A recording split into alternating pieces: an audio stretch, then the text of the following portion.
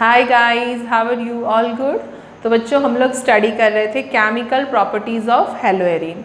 तो हेलोएरीन की chemical properties में दो पॉइंट जो है हम लोग ने दो प्रॉपर्टीज़ की डिस्कस कर ली थी केमिकल की।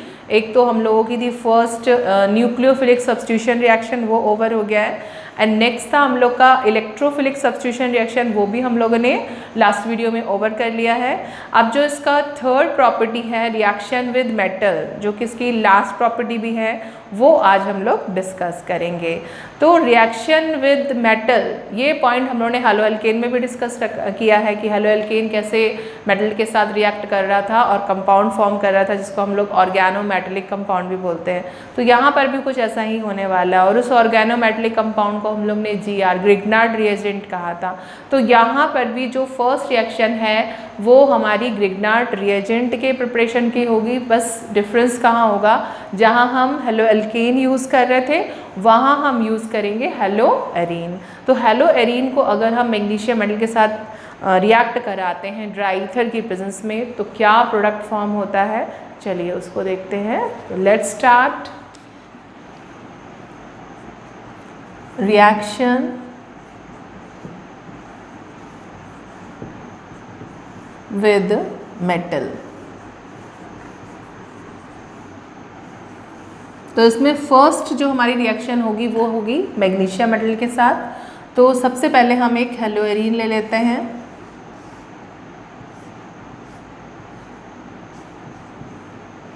ये है हमारा क्लोरोबेंजीन और इसकी रिएक्शन हम लोग मैग्नीशियम मेटल के साथ कराएंगे presence of dry ether.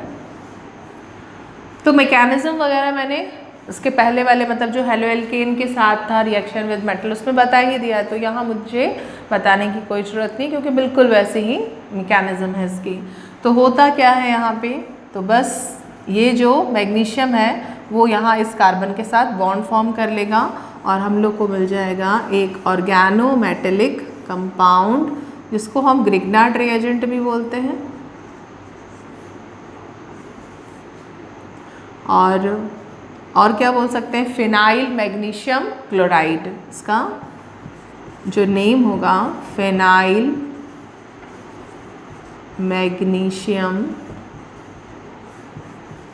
Chloride, या हम इसको ग्रिग्नार्ड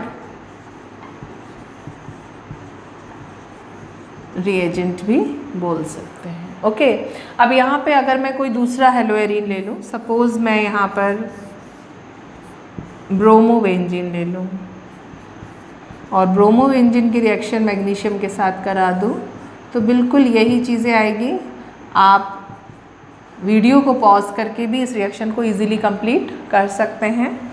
तो वैसा ही करिए आप लोग और फिर इसके बाद आंसर चेक करिए कि क्या यही आ रहा है प्रोडक्ट। तो this is phenyl magnesium bromide, जिसको हम ग्रिग्नार्ड रिएजेंट भी बोलेंगे। मीन्स हमको मिल चुका है एक organometallic compound reaction with metal वाली केमिकल प्रॉपर्टीज़ में हेलोएरीन की, कि जब हम हेलोएरीन को मैग्नीशियम मेटल के साथ ट्रीट कराते हैं in the presence of dry ether, तो फॉर्मेशन होती है एक ऑर्गेनोमेटेलिक कंपाउंड की।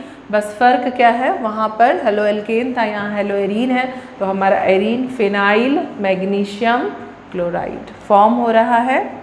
और वैसे ही मैंने यहाँ पर दूसरा एल्किल हैलाइड ले लिया है ब्रोमोबेंजीन, और ब्रोमोबेंजीन अगर मैग्नीशियम के साथ रिएक्ट कर रहा है तो हमको मिल रहा है फिनाइल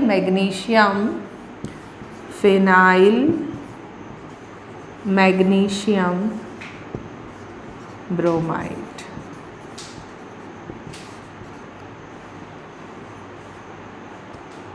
ये मिल गया।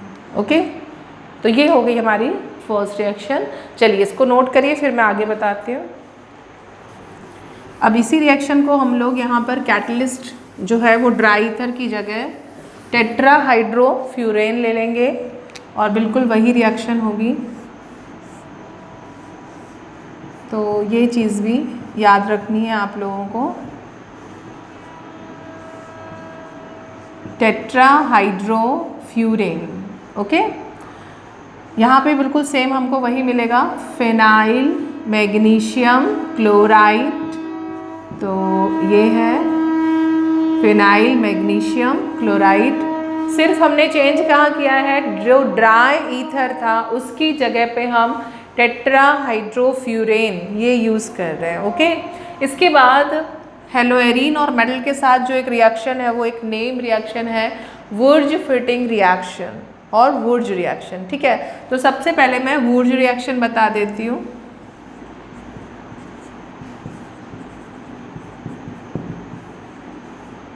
तो वुर्ज ने क्या किया था, सॉरी वुर्ज रिएक्शन तो हेलो एल्केन की थी, फिटिंग बता देती हूँ पहले, इसके बाद मैं वुर्ज फिटिंग बता देती हूँ। ठीक है, तो फिटिंग रिएक्शन में क्या था कि हम 2 मोल हेलोएरीन लेते हैं, तो मैं यहाँ पे 2 मोल हेलोएरीन ले लेती हूँ और सोडियम मेटल के साथ उसकी रिएक्शन फिटिंग ने करा दी थी। जैसे एक और मैं यहाँ पर ले लेती हूँ हेलोएरीन, क्लोरोबेंजीन ही ले रहे हैं ये, तो 2 मोल हेलोएरीन ले लिया हमने, सोडियम मेटल ले लिया और यहाँ पर भी हम यूज़ करेंगे ड्राई ईथर। क्या होगा, कार्बन हेलोजन बॉन्ड पोलराइज्ड हो जाएगा और इजीली ये चीज़ यहाँ से निकल आएगी और हम लोगों को मिल जाएगा डाइफिनाइल। जैसे ये Na और 2 Cl मिलके क्या बना लेंगे, 2 Na है 2 Cl, तो सॉल्ट फॉर्म कर लेगा। बाकी जो ये फिनाइल है वो यहाँ पर एक दूसरे के साथ इस तरह से बॉन्डेड हो जाएंगे। ये कुछ इस तरह से हमको मिल गया डाइफिनाइल। तो डाइफिनाइल को प्रिपेयर करने के लिए आपको याद रखना है कि फिटिंग रिएक्शन याद रखनी होगी।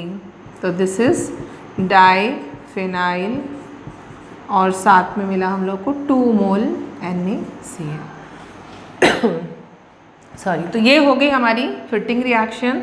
क्या हुआ है, 2 मोल्स हेलोएरीन लिए हमने और 2 मोल सोडियम लिया हुआ है, ड्राई ईथर की प्रेजेंस में इसकी रिएक्शन कराई, डाइफिनाइल मिल गया हमको और 2 मोल NaCl हमारे बाहर निकल गए। अब बिल्कुल ऐसा ही है हमारा वुर्ज फिटिंग रिएक्शन, चलो उसको भी देख लेते हैं हम लोग। तो वुर्ज फिटिंग रिएक्शन, वुर्ज रिएक्शन सभी को याद होगी, जहाँ मैंने हेलोएरीन लिया है सिर्फ वहाँ पर हम लोगों को हेलो एल्केन लेना होता था।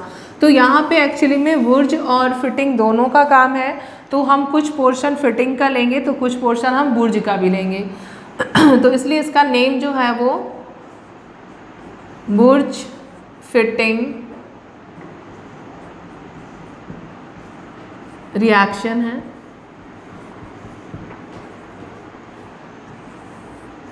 तो यहाँ पे सबसे पहले हम एक हेलोएरीन ले लेते हैं और सोडियम मेटल, और वुर्ज ने क्या लिया था, तो वुर्ज ने लिया था हेलो एल्केन, तो हम एक हेलो एल्केन भी ले लेते हैं CH3Cl। इसको उस तरह से मिथाइल क्लोराइड को हम लिख सकते हैं। अब यहाँ पे भी बिल्कुल वही होगा, कार्बन हाइड्रोजन बॉन्ड पोलराइज होके टूट जाएगा और टूटेगा तो वो किसके साथ बॉन्ड बनाएगा, सोडियम के साथ। तो यहाँ पर भी हम लोगों को मिल जाएगा सोडियम क्लोराइड सॉल्ट के फॉर्म में।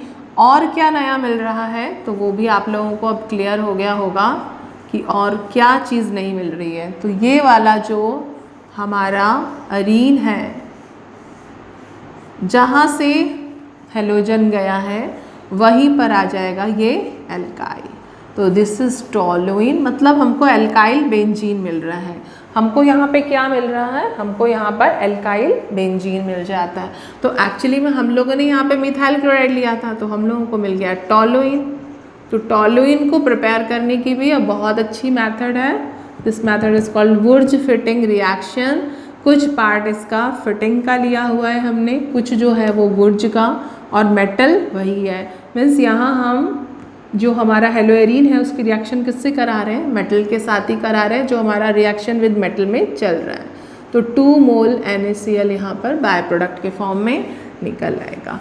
तो ये थी हमारी 2 इम्पॉर्टेंट नेम रिएक्शन। और ये नेम रिएक्शंस कैसी हैं, रिएक्शन विद मेटल के इसमें ही आ रही है, क्योंकि यहाँ पर हम हेलोएरीन की रिएक्शन किससे करा रहे हैं, सोडियम मेटल के साथ। ओके, तो यहाँ हमको मिला एल्काइल बेंजीन, तो हमें एक्चुअली मिल चुका है टोलुइन, तो मैंने टोलुइन लिखा है। टोलुइन की प्रिपरेशन मेथड भी आप ये लिख सकते हो इसमें। इसके बाद अगर डाइफिनाइल आता है तो डाइफिनाइल को कैसे हम बना रहे हैं, तो फिटिंग रिएक्शन से। तो ये आप इसको जल्दी से नोट कर लो।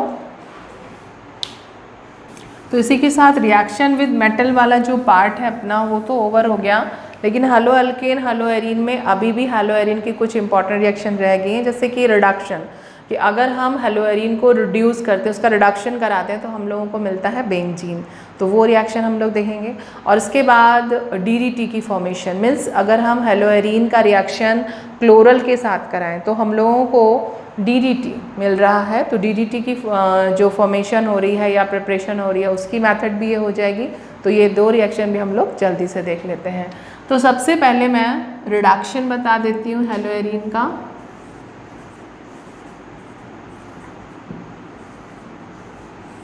तो रिडक्शन में एक हेलो एरीन हम लोग ले लेते हैं, ये सब हेलो एरीन की केमिकल प्रॉपर्टीज़ में ही आएगा। और रिडक्शन में मतलब क्या हो रहा है, यहाँ पर हाइड्रोजन का एडिशन कराएंगे तो भाई हाइड्रोजन हमको कहाँ से मिलेंगे, तो हम कोई भी मेटल जैसे कि जिंक, एल्यूमिनियम, बेसिक मीडियम में ले लेते हैं इनको। तो यहाँ पे सिर्फ 2H की ही, 2 हाइड्रोजन की ही ज़रूरत पड़ने वाली है, क्योंकि एक तो ये वाला बॉन्ड ब्रेक होगा, तो यहाँ पे जो हाइड्रोजन है वो भी कुछ इसी तरह से, ये क्लोरीन एक हाइड्रोजन जो कि H+ के फॉर्म में होगा उसके साथ HCl फॉर्म कर लेगा, और जो दूसरा हाइड्रोजन है वो उस कार्बन, यहाँ पे जो कार्बन है उसके साथ लग जाएगा और फॉर्मेशन हो जाएगी किसकी, बेंजीन की। तो यहाँ पे आपको H दिखाने की ज़रूरत नहीं है क्योंकि अंडरस्टूड है, ये बॉन्ड लाइन है बेंजीन का, तो यहाँ पर हम लोगों को कुछ खासा यहाँ ज़रूरी नहीं है कि जहाँ से Cl निकला तो वहाँ दिखाएं, ये सभी को पता है कि कार्बन और हाइड्रोजन जो है वो बॉन्ड लाइन में नहीं दिखाए जाते। अगर कोई और ग्रुप है तो उसको हम यहाँ पे शो करते हैं, जैसे यहाँ पर क्लोरीन था तो क्लोरीन यहाँ से निकला तो यहाँ पर हाइड्रोजन ही तो लगा है, तो हाइड्रोजन तो हमारा दिख ही रहा है कि सभी जगह कार्बन लगे हुए हैं, 6 कार्बन है और 6 क्या है, हाइड्रोजन है बेंजीन में, ठीक है, ये होगी इसकी। अब क्लोरोबेंजीन की जगह हम यहाँ पर ब्रोमोबेंजीन भी ले सकते हैं, यहाँ पर हम ब्रोमोबेंजीन, आइडोबेंजीन, कुछ भी, क्योंकि हमको पता है कि सबसे अच्छा लिविंग ग्रुप तो कौन होता है, जिसका साइज़ बहुत ज़्यादा बड़ा होता है। तो क्लोरो, ब्रोमो और आइडो की बात करें तो सबसे अच्छा तो आइडोबेंजीन होगा, है ना, जो जिसकी रेट ऑफ रिएक्शन फास्ट होगी, बहुत ही ईजीली यहाँ से निकल जाएगा। ये जो हमारा कार्बन हाइड्रोजन बॉन्ड है उसमें सबसे ईजीली जो ब्रेक होगा वो होगा आयोडाइड। और यहाँ पे हम ले लेंगे फिर से 2H की ज़रूरत है हमको, जिंक या एल्यूमिनियम बेसिक मीडियम में फिर से हम लोगों को मिल जाएगा बेंजीन, और यहाँ इस बार मिल जाएगा HBr। ओके, तो एक तो ये हो गया हमारा रिडक्शन। और अभी मैं बताती हूँ कि क्लोरल के साथ अगर इसको रिएक्ट कराते हैं क्लोरोबेंजीन को तो क्या फॉर्म होता है, पहले आप इसको नोट करो। तो इसके बाद हम लोग हेलो एरीन की रिएक्शन क्लोरल के साथ देखते हैं, तो हेडिंग लगा लेते हैं, रिएक्शन विद क्लोरल, या हम इसको formation of DDT, DDT means dichloro diphenyl trichloroethane, ये इसका फुल फॉर्म है, डाइक्लोरो डाइफिनाइल ट्राइक्लोरोइथेन। तो कैसे फॉर्म होता है, तो यहाँ पे हम 2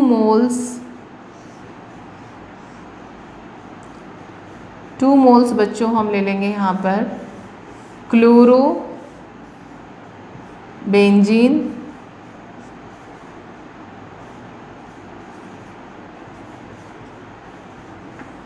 इस H को मैं यहाँ दिखा रही हूँ, और उसकी रिएक्शन हमको किससे करानी है बच्चों, क्लोरल से। तो क्लोरल क्या होता है, क्लोरल होता है हमारा CHO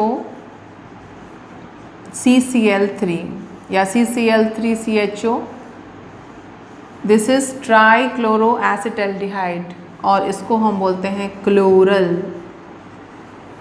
ट्राइक्लोरो एसिटल्डिहाइड को ही हम बोलते हैं क्लोरल। और इस क्लोरल की रिएक्शन कॉन्सेंट्रेटेड सल्फ्यूरिक एसिड की प्रेजेंस में, कॉन्सेंट्रेटेड सल्फ्यूरिक एसिड की प्रेजेंस में हम करा रहे हैं किसके साथ, क्लोरोबेंजीन के साथ। तो होता क्या है, ये एक डिहाइड्रेटिंग एजेंट है तो बहुत ही इजीली ये जो वाटर मॉलिक्यूल है वो आउट हो जाएगा और ये सारी चीज़ें इसके साथ बॉन्डेड हो जाएंगी और फॉर्मेशन हो जाएगी DDT की। ओके, तो चलिए हम लोग देखते हैं।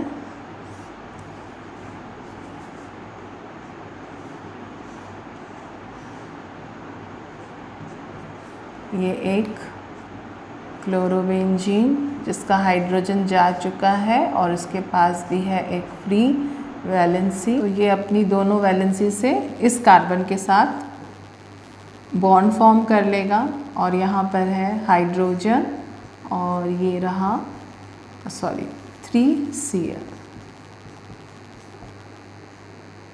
और यहाँ आ गया हमारा 1 मोल वाटर। तो this is DDT, this is DDT।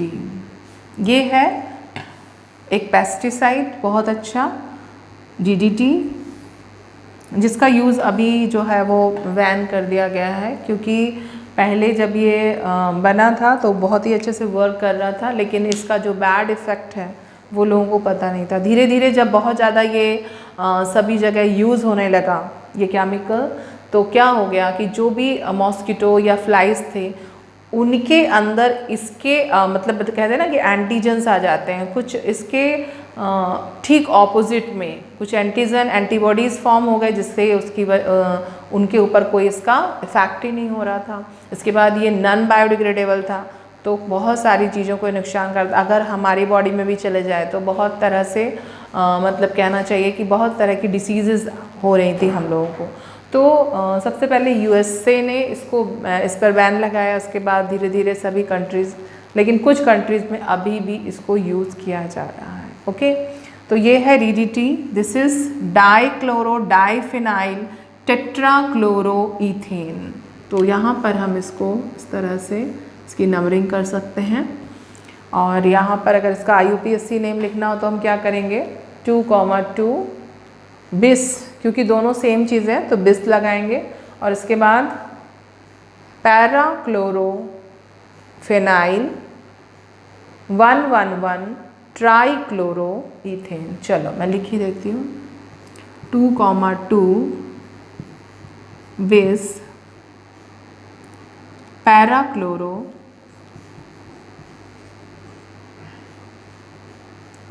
Phenyl,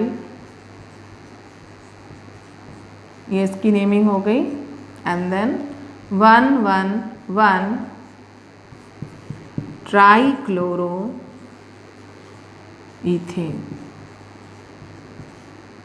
या DDT को हम मैं बोलूँ तो उसको बोलते हैं हम लोग डाइक्लोरो डाइफिनाइल टेट्राक्लोरो ईथेन। तो ये है एक पेस्टिसाइड जिसको हमने हेलोएरीन और क्लोरल की हेल्प से बनाया। हेलोएरीन जो होते हैं जब क्लोरल के साथ रिएक्ट करते हैं in the presence of sulphuric acid तो फॉर्मेशन करते हैं किसकी, DDT की। ओके, तो आप इसको नोट करो।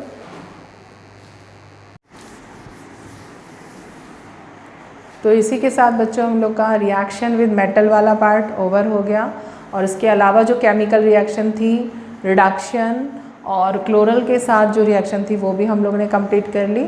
अब बस इस चैप्टर में पॉली हैलोजन में हम लोगों को क्लोरोफॉर्म प्रिपरेशन जो है वो बोर्ड में पूछ लिया जाता है, तो उसको मैं नेक्स्ट वीडियो में बता दूंगी कि किस तरह से हम क्लोरोफॉर्म को लैबोरेटरी में प्रिपेयर कर सकते हैं। ओके, तो तब तक के लिए पढ़ते रहिए। All the best.